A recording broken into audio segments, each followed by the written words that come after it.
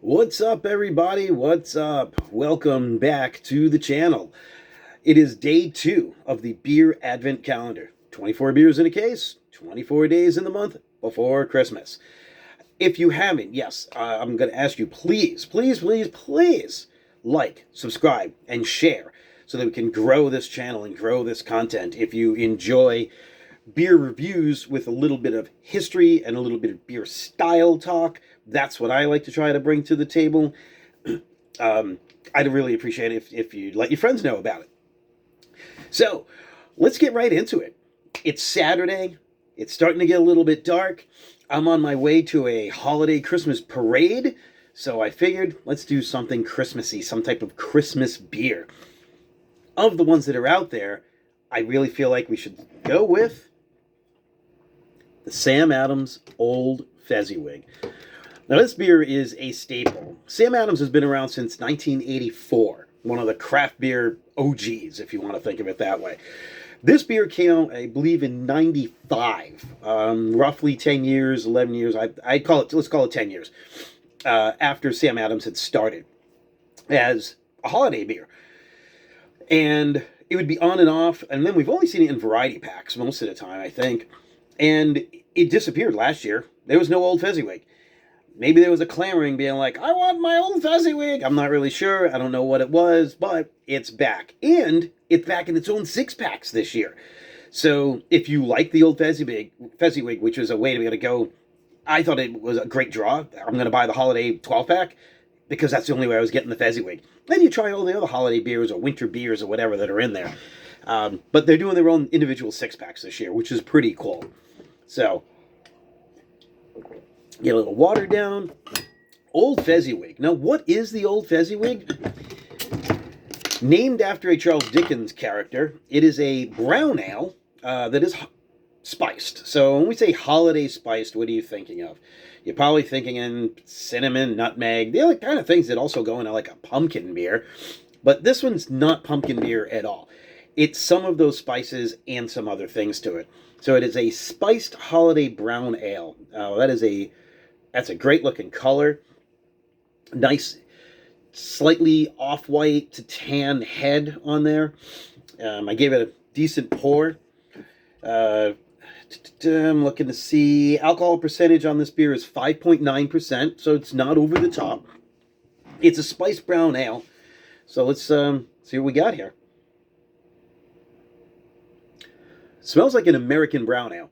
American brown versus English brown. English brown is going to be more that malt forward. American brown is going to have some hops to it. I'm not getting hops, and that's what I'm thinking is the spicing that's going on. Also some caramel.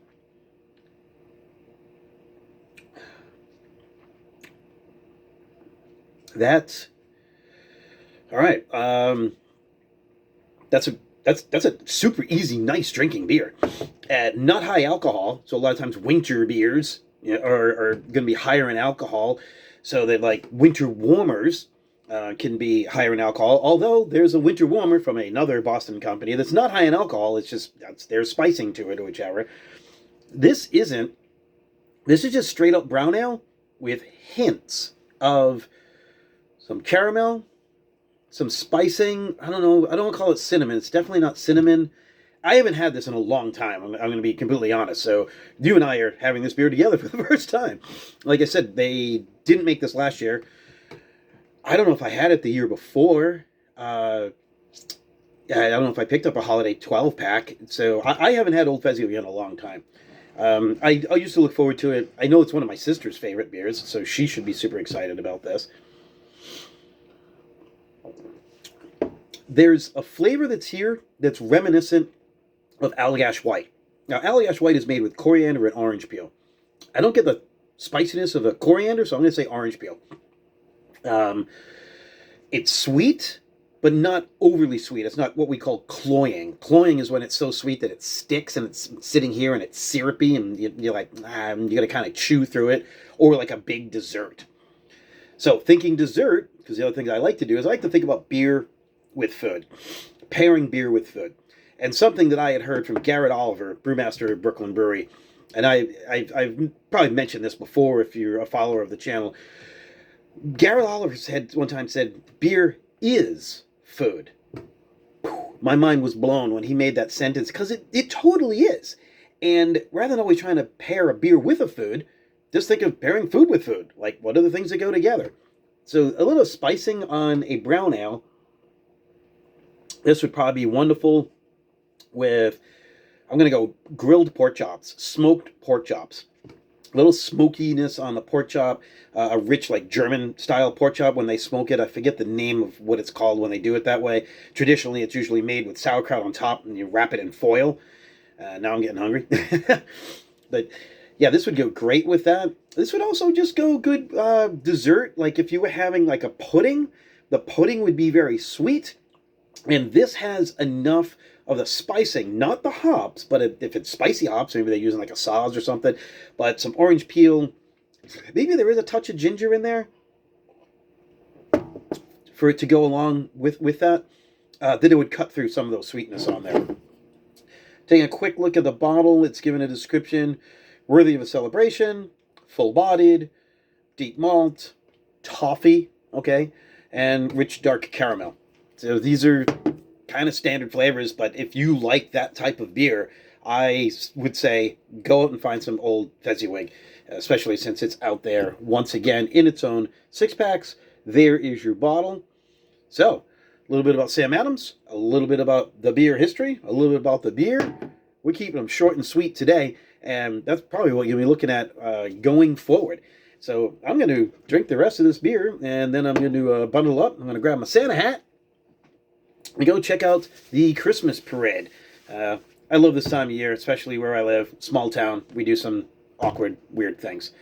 Again, I'm going to apologize for the framing on this. I don't know why the camera's doing this. It doesn't look that way off the camera, and then it uploads to YouTube, and it gets weird. I will figure this out. But hey, I'm just an amateur, whatever. I'm just a guy that wants to talk about beer and tell you about it and give you my thoughts and my opinions and answer your questions if you have questions about beers and styles and things like that. So, spiced brown ale. Basic brown ale, add the spices. Oh, one other quick hint, too. When you're looking at beers like this, it should always taste like what the beer base should be. So if you're judging beers, that's what they're looking for. If it says it's, a pumpkin brown ale, I want brown ale with pumpkin. If they say a blueberry wheat beer, I want wheat beer with blueberries. I don't want blueberry and then some hint of wheat. So a well-balanced beer, really the base style should shine through. A smoked porter, and then some smoke. So with this, spiced brown ale. It is brown ale, for sure. I wonder what this would be like even without the spicing. It's probably a great brown ale. And the softer character, the full-bodied, probably be wonderful on cask as well. And then you add the spices to it. As it warms up, I do get a little bit of that dryness here. So maybe a hint of some ginger and I'm going to say white pepper. I don't think they add white pepper to the beer, but that's kind of the flavor that I'm getting here. And overall, super nice beer. I'm not going to rate it. That's not what I'm here for. I'm just here to talk about beer. So, until tomorrow, take care of yourselves. Take care of each other. Ride bikes. Drink good beer. Cheers.